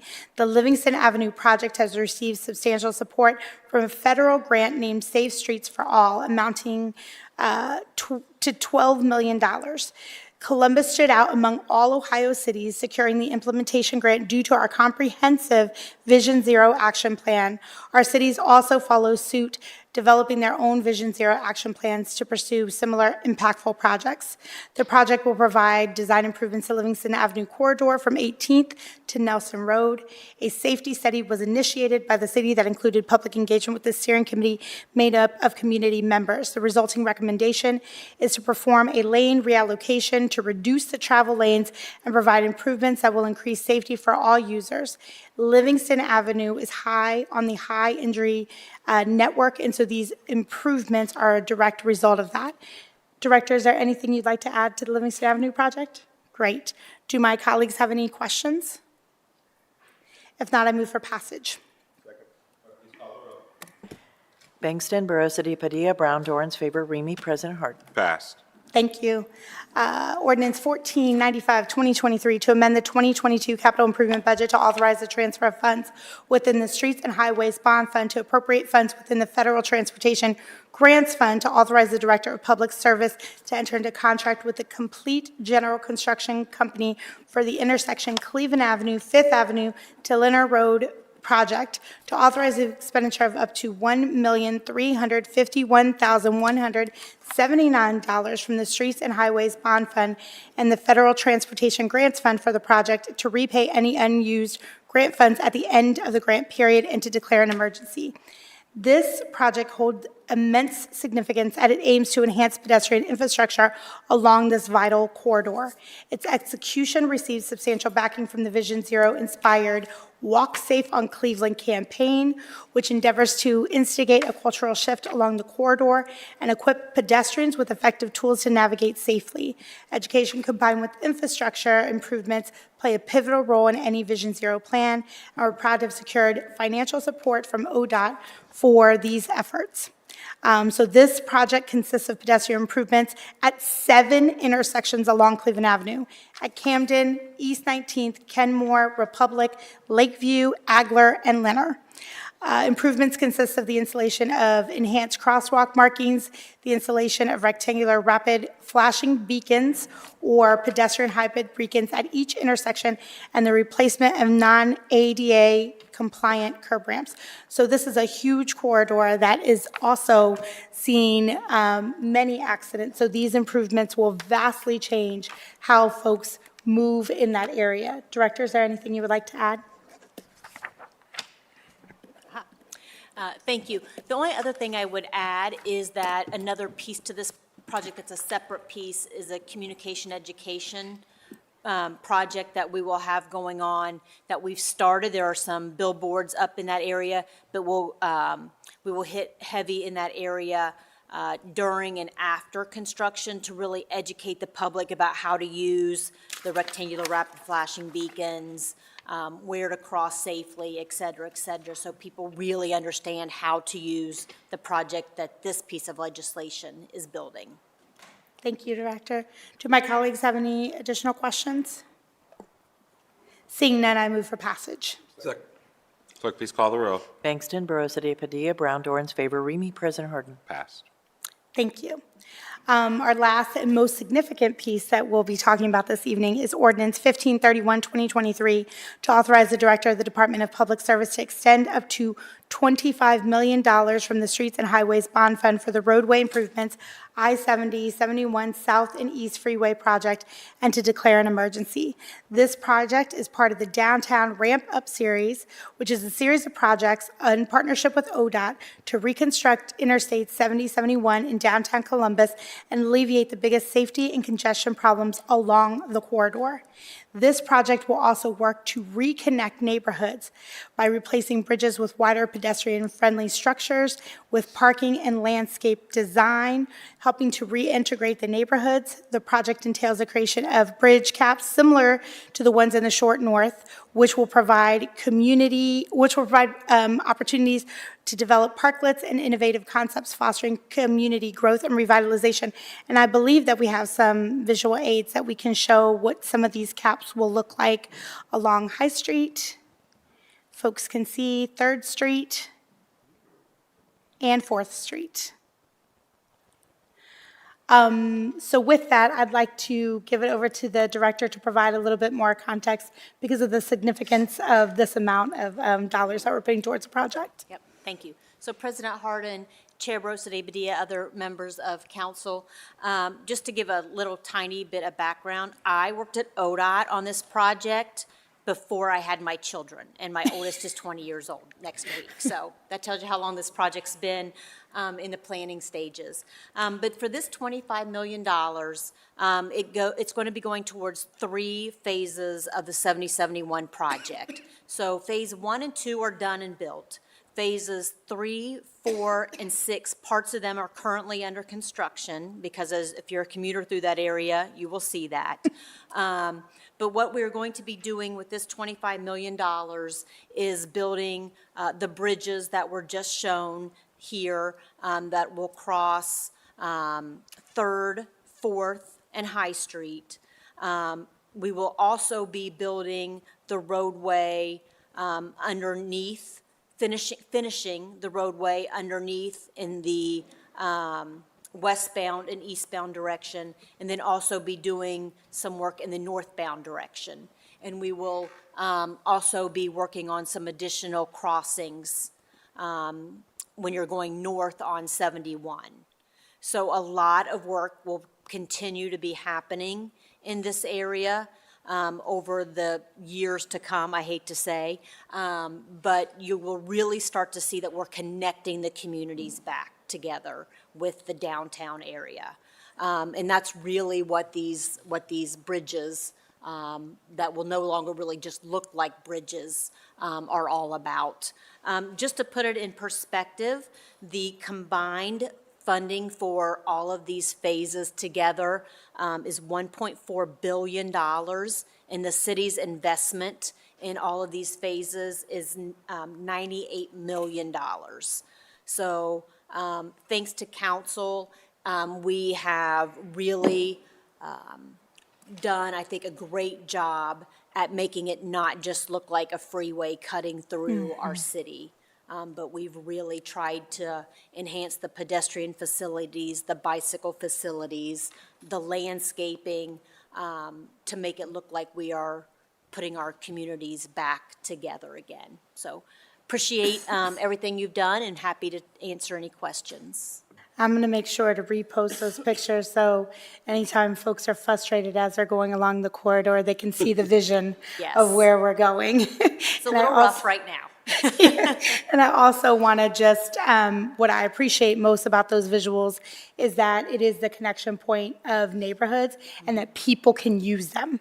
It's not just for cars, it's for people. So whether you're on 2 feet, 2 wheels, 4 or more, you can move across these bridges, and they're living parts of the community and not just a vehicle to move people in spaces where they can't make connections. If you've seen Long Street and how beautiful that is, they're not all going to be that fancy, but they will all have a similar feel to that. Which is the most remarkable thing, I think, about the project. Do folks have any questions or comments that we can answer? Great. Okay, with that, I move for passage. Second. Bangston, Barosa de Padilla, Brown, Dorans, favor, Remy, President Hardin. Passed. Thank you. And the last ordinance for public service is 1652-2023 to adopt the Vision Zero Columbus Action Plan 2.0 as described herein as a continued framework for reducing traffic deaths and serious injuries to zero, to authorize the Director of Public Service on behalf of the City of Columbus to prepare and submit application for grant opportunities and to declare an emergency. So as I mentioned before, we are going to have a public hearing on this week. So with that, I'm asking that we actually postpone this ordinance till next council meeting on June 12th, after we've had public hearings or public testimony, and we unveil the project to the community and get feedback. And it is our hope to pass it then. So do my colleagues have questions or comments? Seeing none, I move for passage. Second. I just moved to postpone. I'm just kidding, because I'm going to move for passage on the 12th. Is there a second? Second. Clerk, please call the roll. Bangston, Barosa de Padilla, Brown, Dorans, favor, Remy, President Hardin. Postponed. Thank you. May I move along to neighborhoods? Please. Thank you. Ordinance 1424, 2023, to authorize the Department of Neighborhoods to modify an existing agreement with the Neighborhood Design Center to authorize an appropriation and expenditure within the Neighborhoods Initiative Subfund and to declare an emergency. This ordinance increases the available funding by $300,000 for the next round of 614 Beautiful. 614 Beautiful is aimed at beautifying and unifying Columbus communities through place-based public-facing improvements. We did our first round of funding for our 614 Beautiful, and actually we're seeing the projects come to fruition through this spring and this summer. They range from anything from community gardens, murals, and a 3D bus stop, which I'm very excited about.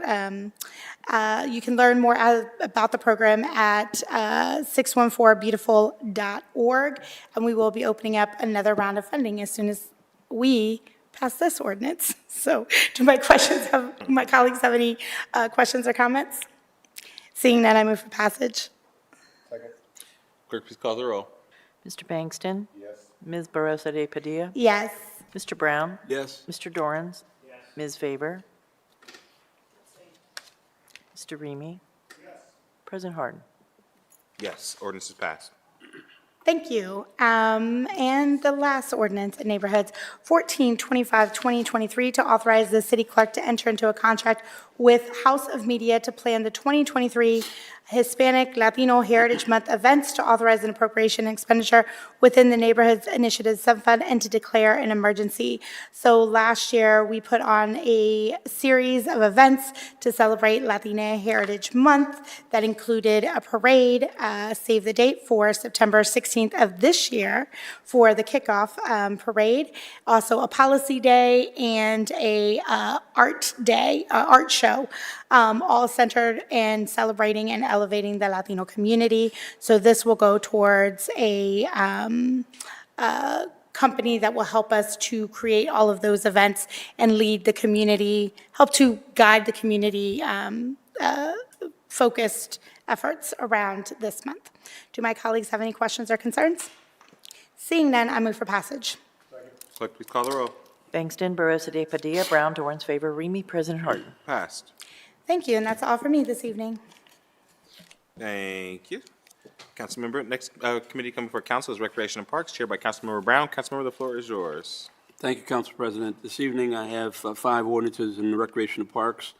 Ordinance 1121-2023, to authorize and direct the city auditor to set up a certificate in the amount of $1,545,000 for the purchase of equipment and vehicles for the Recreation and Parks Department, to authorize and direct the Director of Finance and Management to enter various contracts for the purchase of equipment and vehicles on behalf of the Recreation and Parks Department, to authorize the transfer of $1,545,000 within the Recreation and Parks voted bond fund, to authorize the amendment of the 2022 capital improvements budget, and to authorize the expenditure of $1,545,000 from the Recreation and Parks voted bond fund. This ordinance authorizes the city auditor to set up a certificate in the amount of $1,545,000 for the purchase of equipment and vehicles for the Recreation and Parks Department. This ordinance will set up all the funding requirements to enter into contracts with the vendors on an as-needed basis. The purchases will be made through the City of Columbus Purchasing Office, and all bids will be obtained and contracts awarded in compliance with the relevant provisions of the Columbus City Code, Chapter 329. The new equipment will replace aging equipment used by the building maintenance, forestry, golf, parks, and sports sections of the Recreation and Parks Department. Also this evening is Director Reese, who will provide additional background information. Director Reese? Thank you, Councilman Brown, President Hardin, other council members. This is equipment that will be used by our forestry work area. There's a lot of bucket, lift, trucks, and other equipment that will be used by forestry that is unavailable within our fleet and other equipment areas. So we ask that you pass this ordinance. Thank you. If there are no questions from my colleagues, I move for passage. Bangston, Barosa de Padilla, Brown, Dorans, Faber, Remy, President Hardin? Also, ordinance 1415-2023, to authorize the Director of the Department of Recreation and Parks to enter into a contract with Pavement Protectors DBA M&D Blacktop and Answer Advisory for the Hard Surface Improvements 2022-2023 to project to authorize the transfer of $1,599,725.63 within the Recreation Parks Voted Farm Fund to authorize the amendment of the 2022 capital improvements budget to authorize the expenditure of $1,599,725.63 from the Recreation Parks Voted Bond Fund and to declare an emergency. This project provides improvements at locations throughout the city of Columbus, including Green Country Park, Stone Ridge Park, Joan Park, Creemans Park, Carnes Park, Park Ridge Park, Amvet Village Park, Holton Park, Three Creeks Park, Big Walnut, Wolf Park, Carriage Place Park, Franklin Park, and Crum Park. Director Reese, do you have anything you wish to add? No? No, sir. Nothing from Director Reese. I move for passage. Bangston, Barosa de Padilla, Brown, Dorans, favor, Remy, President Hardin. Thank you.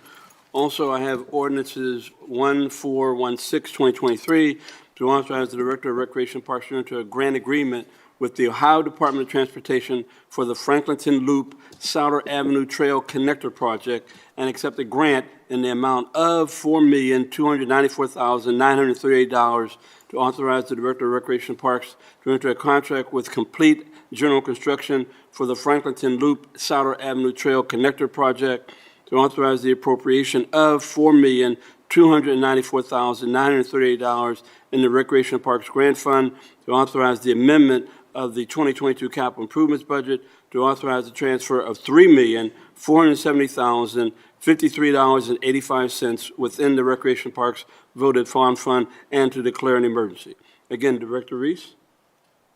Thank you, President Hardin, Chair Brown. This is the Franklinton Loop Trail, which will come from the Franklinton area back around to Alum Creek, that connects our downtown area. And that's all. Again, if there are no questions from my colleagues, I move for passage. Bangston, Barosa de Padilla, Brown, Dorans, favor, Remy, President Hardin. Also have ordinance 1522, 2023, to authorize the Director of Recreation and Parks to enter into a nonprofit grant agreements with various organizations in support of summer programming to youth, to authorize the expenditure of $242,775 from the Recreation and Parks Operating Fund. I move for passage and request a no vote on this legislation, and I ask for it by voice because I will address the issues in the upcoming legislation, sir. Thank you. Clerk, please call the roll. Mr. Bangston? No. Ms. Barosa de Padilla? No. Mr. Brown? No. Mr. Dorans? No. Ms. Favor? You abstain. Mr. Remy? President Hardin. No, ordinance is defeated. Thank you to my colleagues. And the final ordinance is 1665, 2023, to authorize the Director of the Department of Recreation and Parks to enter a nonprofit grant agreements with various organizations in support of summer programming to youth, to authorize the transfer of $150,000 within the Recreation and Parks Operating Fund, and to authorize the expenditure of $442,775 from the Recreation and Parks Operating Fund, and to declare an emergency. Director Reese? Thank you. As this is funding that will support several organizations, this $150,000 is an additional funding that will be funded to the Urban League organization for their summer parental program. Thank you. Again, if there are no questions from my colleagues, I move for passage. Clerk, please call the roll. Mr. Bangston? Yes. Ms. Barosa de Padilla? Yes. Mr. Brown? Yes. Mr. Dorans? Yes. Ms. Favor? Mr. Remy? President Hardin. Yes, ordinance is passed. Council President, that's all we have this evening, sir. Thank you, Mr. Chair. Probably should break now, right? Is there a motion to recess? Clerk calls the roll. Bangston, Barosa de Padilla, Brown, Dorans, favor, Remy, President Hardin. We are in recess.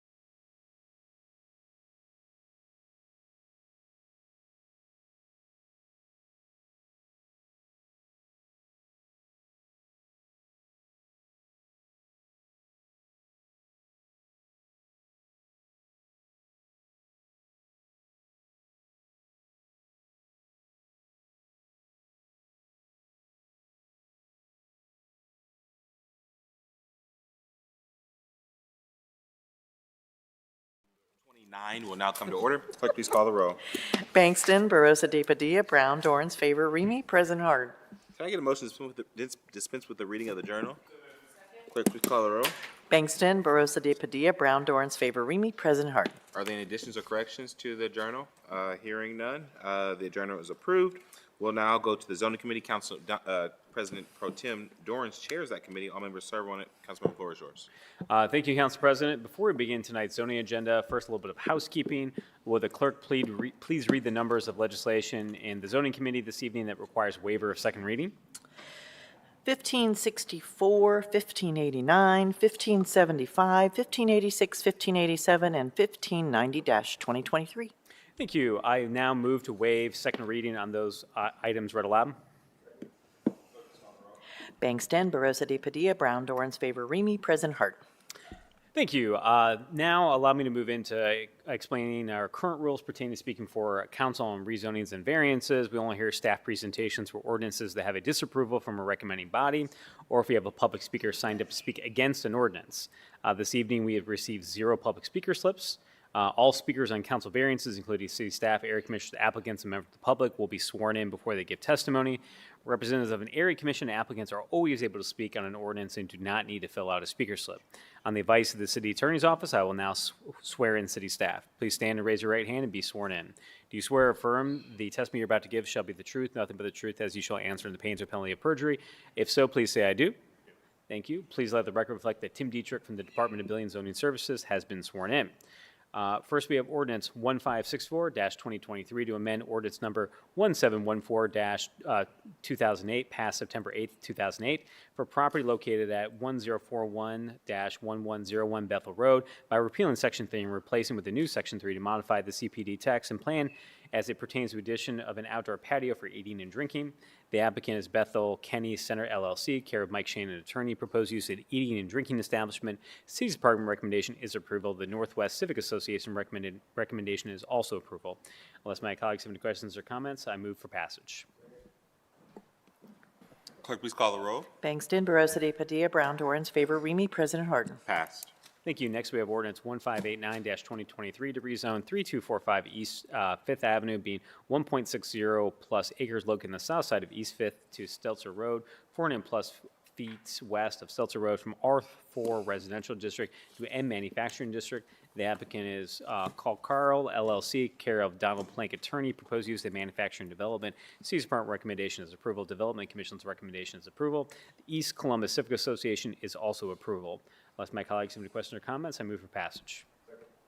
Clerk, please call the roll. Bangston, Barosa de Padilla, Brown, Dorans, favor, Remy, President Harden. Pass. Thank you. Next, we move into the council variances portion of the agenda. First, we have ordinance 1575-2023, granting variance provisions of section 3369.02, permitted uses 3312.13, driveway 3312.15, dumpster area 3312.19, lighting 3312.21, landscaping and screening 3312.23, maintenance 3312.25, maneuvering 3312.27, parking setback line 3312.29, parking spaces 3312.39, striping and marking 3312.41, access and circulation 3312.43, required surface for parking 3312.45, wheel stop device 3312.49, minimum number of parking spaces required 3312.51, loading space 3321.01, dumpster area 3369.04, required conditions of the Columbus City Code, so the property located at 399 Hall Road to permit a outdoor automobile storage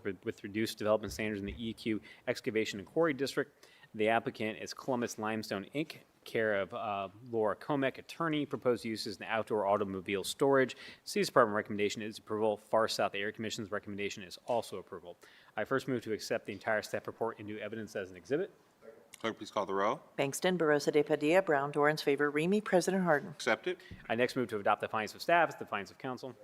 Clerk, please call the roll. Bangston, Barosa de Padilla, Brown, Dorans, favor, Remy, President Harden. Adopt it. And finally, I move for passage.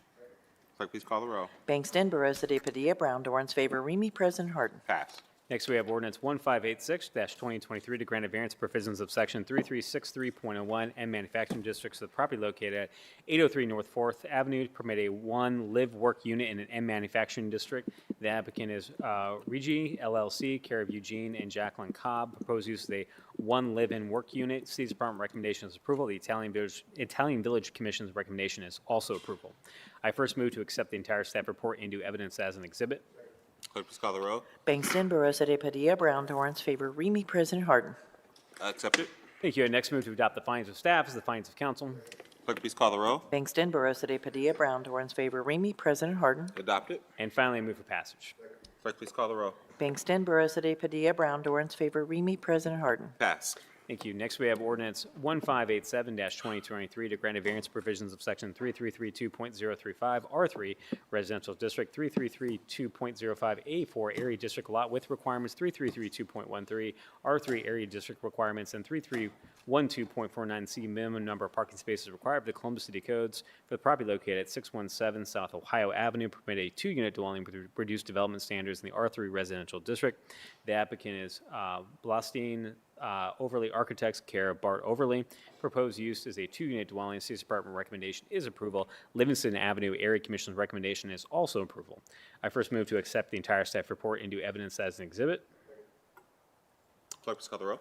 Bangston, Barosa de Padilla, Brown, Dorans, favor, Remy, President Harden. Accepted. I next move to adopt the findings of staff as the findings of council. Clerk, please call the row. Bangston, Barosa de Padilla, Brown, Dorans, favor, Remy, President Harden. Adopted. Thank you. I finally move for passage. Clerk, please call the row. Bangston, Barosa de Padilla, Brown, Dorans, favor, Remy, President Harden. Pass. Thank you. Finally, we have ordinance 1590-2023 to grant a variance provisions of section 3356.03 C4 permitted uses, 3372.604 setback requirements of Columbus City Code, so property located at 10048 Parsons Avenue to permit a accessory storage with a reduced parking setback line in the C4 commercial district. The applicant is Abdallah Ajeki, care of Daniel Mayer. Proposed use is accessory storage. City's Department recommendation is approvals. The Columbus Southside Area Commission recommendation is also approval. I first move to accept the entire staff report into evidence as an exhibit. Bangston, Barosa de Padilla, Brown, Dorans, favor, Remy, President Harden. I next move to adopt the findings of staff as the findings of council. Bangston, Barosa de Padilla, Brown, Dorans, favor, Remy, President Harden. And finally, I move for passage. Bangston, Barosa de Padilla, Brown, Dorans, favor, Remy, President Harden. Thank you, Council President. That's all we have in tonight's zoning committee. Is there a motion to adjourn? Second. Clerk, please call the row. Bangston, Barosa de Padilla, Brown, Dorans, favor, Remy, President Harden. Meeting is adjourned. We'll reconvene once everybody's in their seats.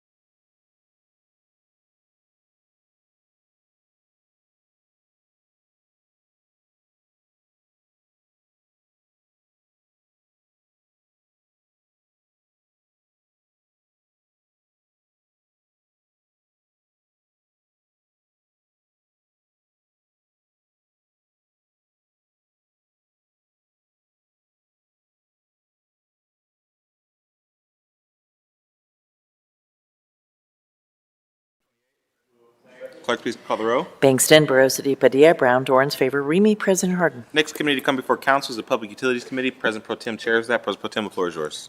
Thank you, Council President. Tonight, in the Public Utilities Committee, we have ordinance 1203-2023 to authorize amendment to the 2022 capital improvement budget to authorize appropriation transfer of funds from the Water System Reserve Fund to the Water Supply Revolving Loan Account Fund to authorize the Director of Public Utilities to enter into a construction contract with Cocosine Industrial, Inc. for the PAWP Lime Selker Soda Ash Feeder Replacement Project to authorize the appropriation of the expenditure of up to $11,783,000 from the Water Supply Revolving Loan Account Fund for the contract, and to authorize expenditure of up to $2,000 from the Water Bond Fund to pay for prevailing wage services for the project.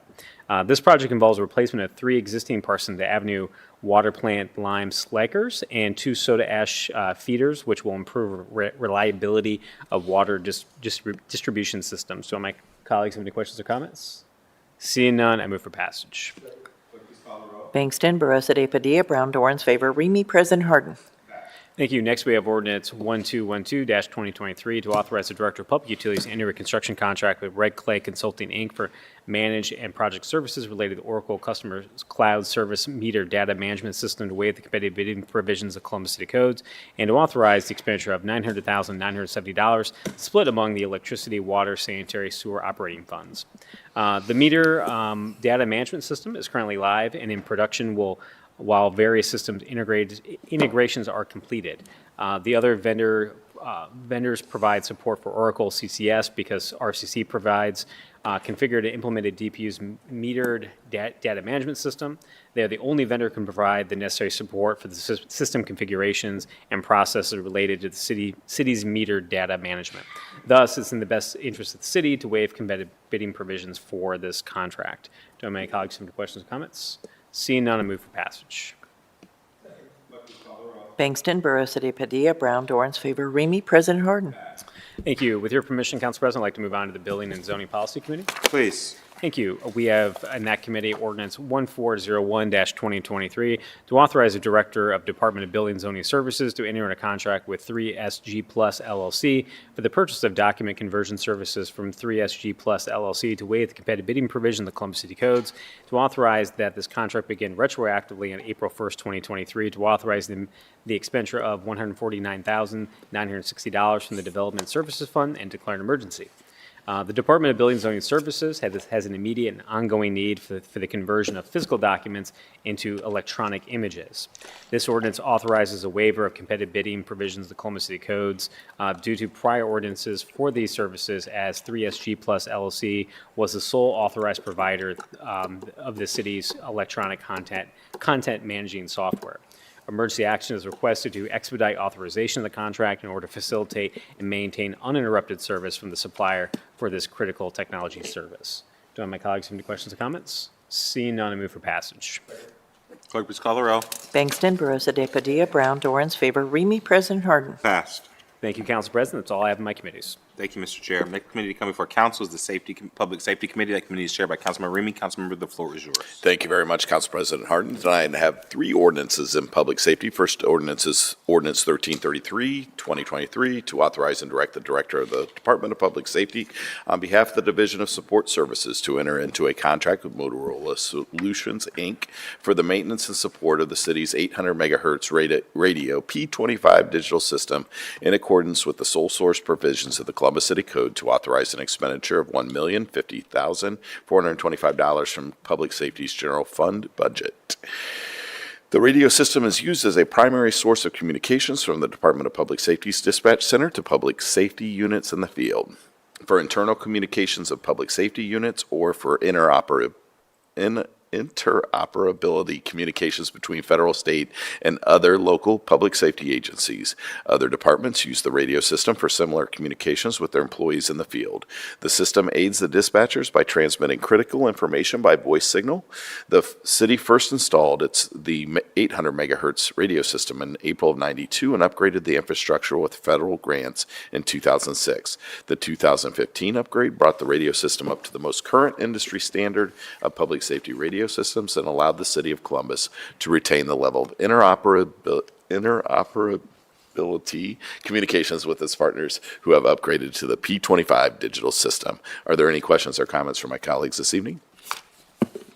Seeing none, I move for passage. Clerk, please call the row. Bangston, Barosa de Padilla, Brown, Dorans, favor, Remy, President Harden. Pass.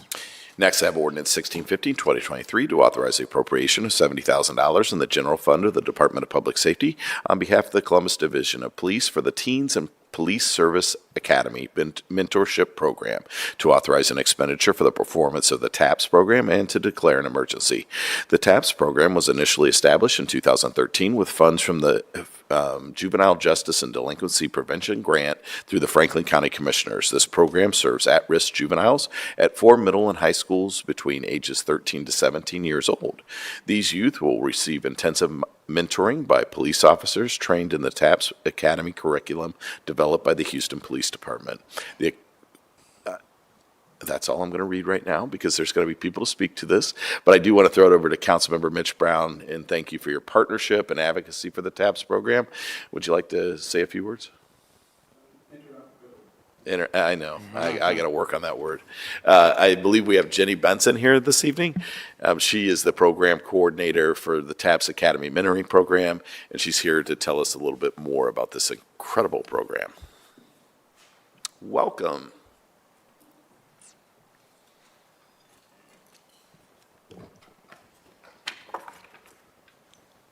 Put my glasses on. Good evening, President Hardin, Councilmember Remy, Councilmember Brown, other members of council. My name is, as I said, my name is Jenny Benson, and I'm the TAPS coordinator for Teen and Police Mentoring Program for Columbus, Ohio, Public Safety and Division of Police. I have to tell you, I do things a little bit differently, and I talk a lot, so I'm going to apologize ahead of time. But I want you to sit back for just a moment. Imagine yourself as a teenager, a preteen in this world today, growing up around the gun violence, around the destruction. You've got game violence on TV all the time.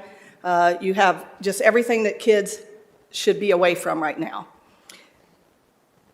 We also have a lot of social media intimidation going on with the gun violence and more. What do you do about it as a teen? Where do you release that anxiety that you have as a teen? Where do you have that conversation that you need to have with an adult as a teen?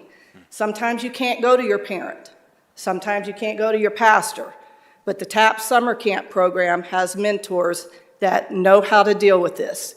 We have extensive training that we do with our officers, which are Columbus police officers.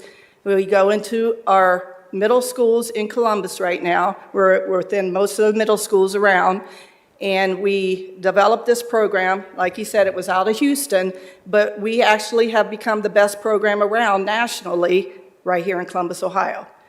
Our officers go over and above what they need to do to make this work for our youth in Columbus. I applaud them for that. I myself am a Columbus City resident. I've grown up in Columbus City schools my entire life. I'm a graduate of Columbus City schools. I lived a very adverse, difficult life growing up, so I understand what these kids are going through, and I know what they're relating to because that was me. Okay, so my passion for this program is very strong. We need mentors. We need strong mentors. We need police mentors to help our children find the way, find that path to help them get to where they need to be, which is the highest potential that we can get for them. They don't have to be the president, but they just need to be the highest potential that they need to be. They need to develop it. And sometimes they need just that little helping hand to do that. And that's what we do in the TAPS mentoring program. It's successful in the middle schools, but we also, 2 years ago, took it to the summer program. We found that our kids need not to stop at the middle school, but we needed to carry this on and on. So we developed the Summer Camp Middle School, and it's been very successful. I've got people, we're in 10 summer camp programs. We have partnered with the Parks and Recreation. The director from Parks and Recreation has made it so that we're in 10 summer camps. We're in Driving Park, Blackburn, Far East Rec, Marion Franklin, Sullivan Gardens, Holton, Linden, Barrick, Barnett, and Glenwood. All centers that need us, all centers that have requested us back. So I thank you guys for letting this program help our children, and I pray that we can continue to help them every day. Thank you so much for your service and for the work that you're doing with our youth. How many youth will you serve over the course of this year. And so- Hopefully around 400 in our summer camp alone. That's excellent, excellent, excellent. Are there any questions or comments from my colleagues? Seeing none, I move for passage. Clerk, please call the row. Bangston, Barosa de Padilla, Brown, Dorans, favor, Remy, President Harden. Passed. Thank you. Next, I have ordinance 1677, 2023, to authorize an appropriation of $100,000 to the Department of Public Safety within the Public Safety Initiative Subfund to purchase materials and supplies for Public Safety Week 2023 activities, to authorize payment for reasonable food and non-alcoholic beverages for Public Safety Week participants, and to declare an emergency. I am really excited to see this come to fruition. This is something that we've been working on for the last year and a half to demonstrate to the community our first responders working together. That is, our firefighters and police officers will work in the Milo Grogan neighborhood this year between Sunday, June 25th and Saturday, July 1st. And it will be a week of service as we provide resources to the community. All are welcome, no matter where you live in the city, but specifically we are focusing on Milo Grogan, and we will make this an annual event which will move around the community. Some of the things that we are going to be providing this year are CPR and AED training, home repairs to some seniors in need, home and vehicle safety supplies, things like smoke detectors, fire extinguishers, etc. There will be a community conversation with our chiefs and other community members, a block party on Thursday, the 29th of June, and then we'll finish everything up on July 1st with a community cleanup. It will be an opportunity for residents to see that our first responders are approachable and work together in the community, and certainly want our community to feel like they have friends amongst our first responders. So we're really excited for this. Are there any questions or comments from my colleagues? Seeing none, I move for passage. Clerk, please call the row. Bangston, Barosa de Padilla, Brown, Dorans, favor, Remy, President Harden. Passed. And that is all I have in public safety. With your permission, I'll move to environment. Please. I have two ordinances in the Environment Committee this evening. The first ordinance is Ordinance 1293, 2023, to authorize the Director of the Department of Public Service to execute a professional services contract with Train US, Inc., to authorize the expenditure of up to $66,000 from the Construction Management Capital Improvements Fund, to authorize the expenditure of $150,000 from the Division of Refuse Collection General Fund, to authorize the waiver of the competitive bidding requirements of Columbus City Codes, and to declare an emergency. This ordinance authorizes the Director to execute a professional services contract with Train US, Inc. to design, program, and install the Train Building Management System for HVAC controls in the Division of Refuse Collection Linen Center located at 4260 Morris Road. Are there any questions or comments from my colleagues? Seeing none, I move for passage.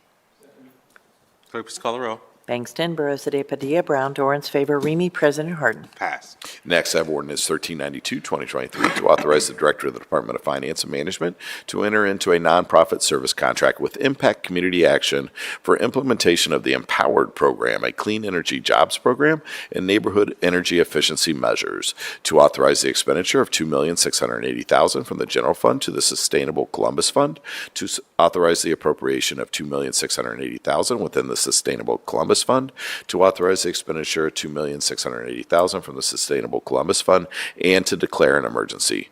Funding will support 3 cohorts of program participants over the next year, providing training to establish the skills and knowledge needed to be a competitive candidate for full-time employment within the clean energy sector. Training will also highlight career exploration, digital literacy, diversity, equity, and inclusion, and wraparound services. Additionally, empowered participants will receive on-the-job experience as energy advocates, helping residents navigate and better understand energy efficiency and the range of energy programs available to them. They will also perform low-level energy audits and simple energy upgrades such as LED bulb replacement. Participants will be paid $17 per hour as energy advocates and receive compensation for their training. Upon completion of the program, empowered graduates will be placed in pre-apprenticeships or directly employed in fields such as weatherization, construction, utility, solar installation, and manufacturing.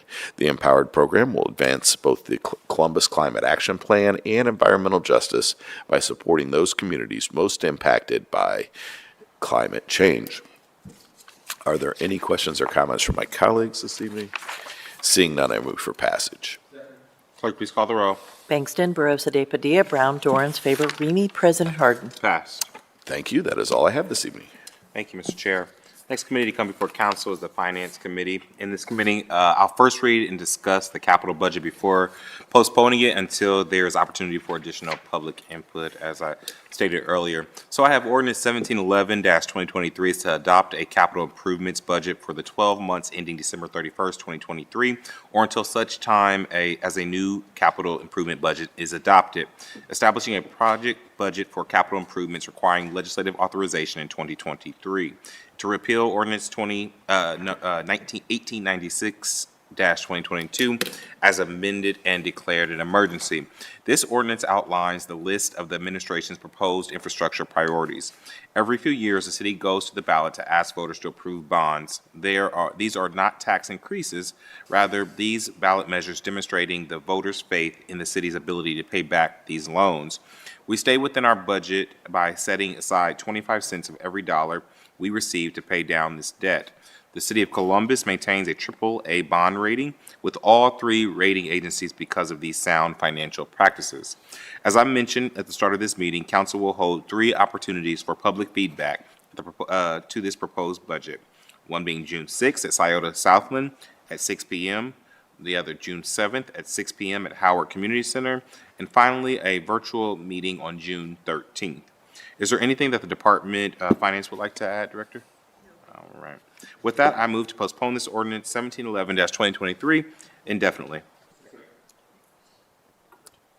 Just joking. We will. I move to postpone to refer to committee ordinance 1711-2023. Clerk, please call the row. Bangston, Barosa de Padilla, Brown, Dorans, favor, Remy, President Harden. All right, referred to committee. The final committee to come before council is the Rules and Reference Committee. I have one item on that in this committee. It's ordinance 1726-2023 to repeal ordinance 1595-2022 23 pertaining to Executive Order 2023-01 of the mayor prohibiting mobile food vending operations in the Short North after 11:59 p.m. on Friday, Saturday, and Sunday evenings, and to declare an emergency. A few weeks ago, Mayor Ginther announced an executive order closing mobile food vendors after midnight on weekends in the Short North congestion zone.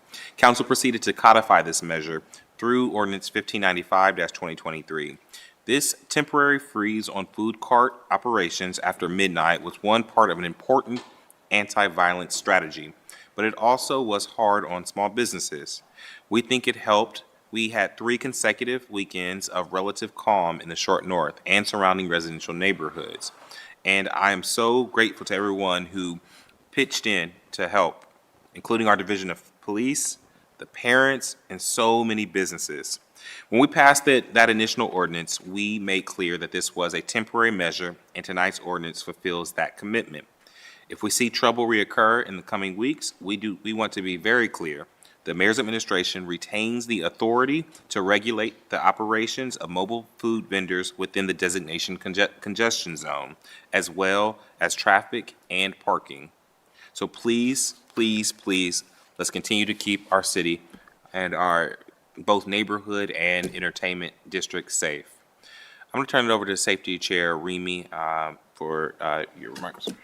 Thank you so much, Council President Hardin. As Chair of the Public Safety Committee, I recognize the importance of enhanced safety operations like the ones achieved over the past few weekends in the Short North to curb crime and the startling trends we were seeing during the late night hours on Friday and Saturday nights in early May. But as an ardent supporter of small businesses and the new American refugee and immigrant community, I also recognize the consequences of the past 3 weeks and the toll it has taken on our mobile food vendors, especially food cart owners and operators in the Short North District during late night hours. Earlier this year, this council passed mobile food vending code amendments to change the operating time for mobile food vendors and to create a reservation system, designated spots for food carts operating on public right-of-way sidewalks. This was done after a 5-month public process with 3 public hearings, numerous stakeholder meetings, and many touch points with mobile food vendors and stakeholders. May 1st, 2023 was when the code went into effect, and it was on May 6th in the early hours that a team of licensed officers, CPH representatives, and 2 police officers were out in the Short North completing the enforcement of the food carts when the fight broke out following multiple gunshots. It was these 2 officers who responded immediately to the shots fired. It was these licensing and Columbus Public Health City employees who were told to run, and some were pushed to the ground with injuries, including our administrator who's here tonight, Kathy Collins. So as a result of the situation, the food cart designated spots and online reservation of these spots were put on hold. Further delays occurred once the executive order was put in place on May 18th. But it is time now to repeal this executive order to allow these small businesses to thrive once again. Food carts are not the cause of violence in the Short North. It's that simple. It's also time to get the reserved spots and reservation system up and running for food carts operating in the Short North congestion zone. So I'd like to turn the floor over to Public Safety Director Kate Bisciotti and Administrator Kathy Collins to speak more about this process and to share next steps of the implementation of reservable spots in the Short North Entertainment District. Thank you, Director. Go ahead. Council Chair Remy, Council President Hardin, council members. Restrictions on food trucks were but one tactic that was used to keep the Short North safe in recent weeks. And combined, our efforts generally worked. Our goal was to reduce the number of areas where intoxicated people congregated after bars closed, engaging in disruptive and sometimes violent behavior. We'll continue to develop new safety strategies that match the needs of Columbus neighborhoods in every part of our city. Our work isn't over, it's just begun. I'm going to turn it over to Kathy Collins, Assistant Administrator of Support Services, to talk about where we go from here.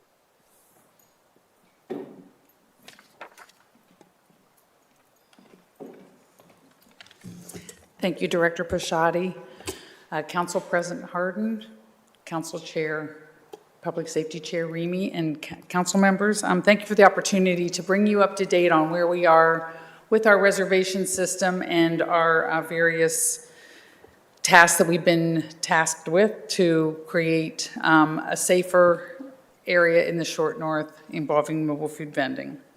It was a very deliberate process that started as soon as actually before the passage of the code back earlier this year.